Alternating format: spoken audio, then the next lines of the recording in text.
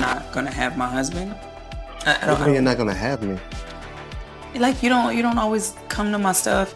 Y'all, this didn't just become a legal dispute. It looks like it spiraled into a live unraveling in front of everyone. Because for weeks, people brushed off the tension surrounding Warryn Campbell and Tina Campbell as background noise, whispers that would disappear once everything slipped behind courtroom walls. But insiders say that's not how it played out. It looks like the real detonation allegedly went down inside that courtroom, and not in silence. Sources claim Warryn didn't just respond. He allegedly stepped in ready to reveal everything. Not rumors, not spin. Proof. Personal messages, audio recordings, after-hours conversations that, according to speculation, exposed a version of events the public never saw coming. Internet. Pause. Because the second those alleged receipts were brought up, the entire energy of the case flipped. But here's where it twists. Instead of pushing back, Warryn allegedly flipped the narrative entirely, suggesting this wasn't just one person's misstep, but a concealed double reality. And that claim, it spread like wildfire. Now the focus isn't just betrayal. It's about who was actually pulling the strings all along. Then comes the next shock, because insiders say Teddy Campbell was there, and what he allegedly heard didn't just sting, it shattered him. He sat there, and nothing was the same after. Silence. And right when it feels like that was the breaking point, another escalation. Because Warryn allegedly suggested that what surfaced in court wasn't the full story, that there's more waiting, more layers, more moments still hidden from public view. Now think about this. If this is what's already surfaced, what's still being kept in the dark? Because right now, this doesn't feel like something closing out. It feels like something just beginning to crack open. In our relationship with where we are now, I just want to make sure that we're even intentional, even when we're working, just to kind of, just check. It looks like this didn't stay online. It crossed into the courtroom and flipped everything on its head. Because for days, people assumed Warryn Campbell was just speaking, reacting, defending, dropping hints. But insiders now claim the real move wasn't digital. It allegedly happened inside that courtroom. No signal, no buildup, just a full room, dense silence, and a moment that rewrote the entire narrative. Warryn rises, and instead of debating, he reportedly signals he's ready to reveal. Internet, freeze. Because what comes next, according to sources, isn't just words, it's an alleged drop of private material. Messages, voice recordings, pieces of conversations that, when lined up, hint at something far deeper than a single situation. Late-night exchanges, familiar tone, mentions of meetings that were never public. Nothing officially verified, but enough to send a shockwave through the room. And that's where the first twist hits.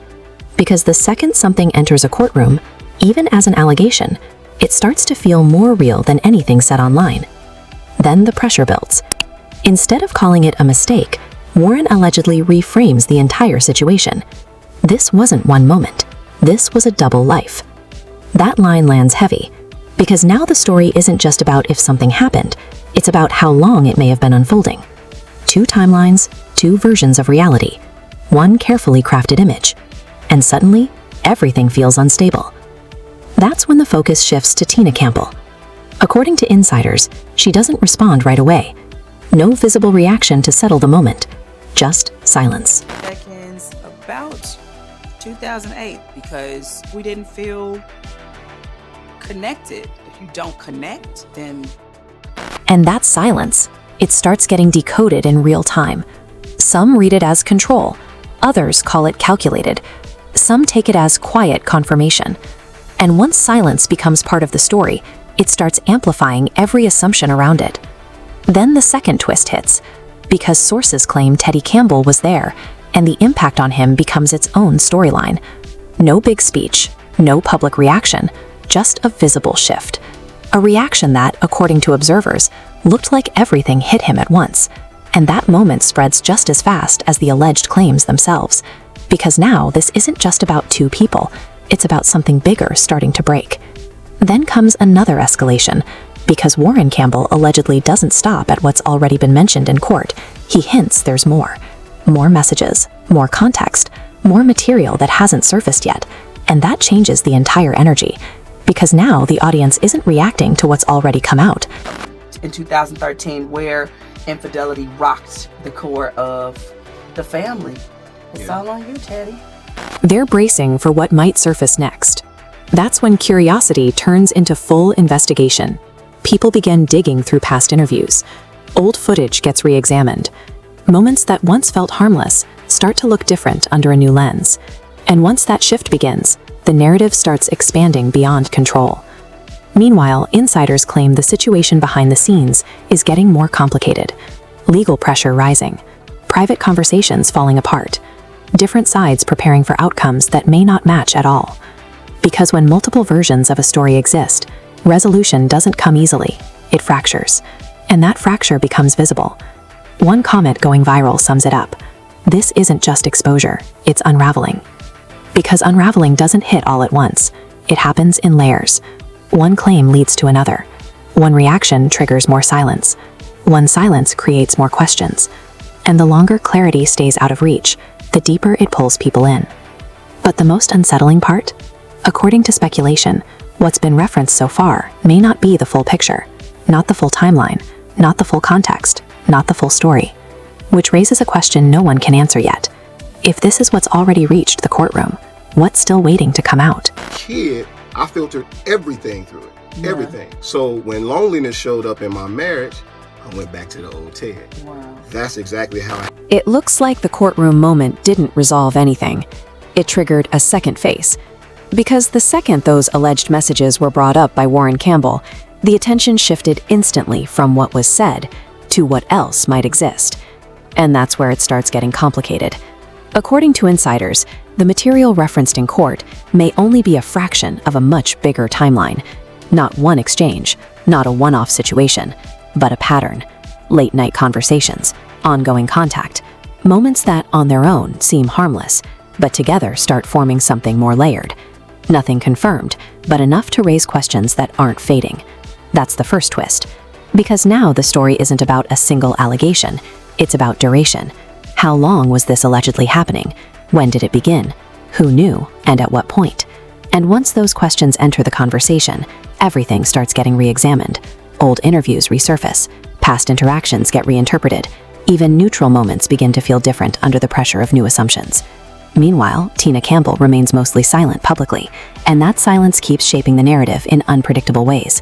Some observers call it strategic, possibly guided by legal advice to avoid escalation. Others see hesitation. Others interpret it as an indirect response. That's the second twist. Because when one side introduces alleged material and the other side doesn't immediately counter it, the balance of perception shifts, regardless of what's actually true. Then the situation escalates again. Because according to chatter surrounding the case, Warryn didn't just reference past conversations, he allegedly suggested there are additional materials that haven't surfaced yet. More texts, more voice notes, possibly more context tied to specific timelines. And once the idea of more enters the picture, the entire tone shifts. Now it's not about what's already known, it's about what could still be revealed. That anticipation drives everything forward. At the same time, Teddy Campbell remains in a position that continues pulling attention, already tied to legal tension, now potentially facing a narrative that evolves with every new claim. If one side presents a timeline and the other side challenges it, the situation doesn't resolve, it expands, and expansion creates uncertainty. That's where engagement rises. Because uncertainty invites interpretation, different audiences begin building different versions of what happened based on fragments, reactions, and timing, rather than confirmed facts. That's how stories like these grow beyond their origin, not through clarity, but through overlapping possibilities. Then another layer forms. Insiders suggest that behind the scenes, conversations are becoming more structured, less about public explanation, more about legal positioning, and that implies something important. If this is moving deeper into a legal framework, then future developments may not unfold online. They may come through filings, statements, or controlled releases of information. And that changes the rhythm completely, because legal timelines don't match the speed of online reactions. They move slower, but with potentially greater impact. One observer summed it up like this: what we're seeing publicly might just be the surface. The real story could be forming somewhere else. And that idea shifts everything, because if what's happening in court is only partially visible, then the public narrative may always feel incomplete, which leads to a deeper question. If the current version of events is already this complex, what happens when the next layer finally surfaces?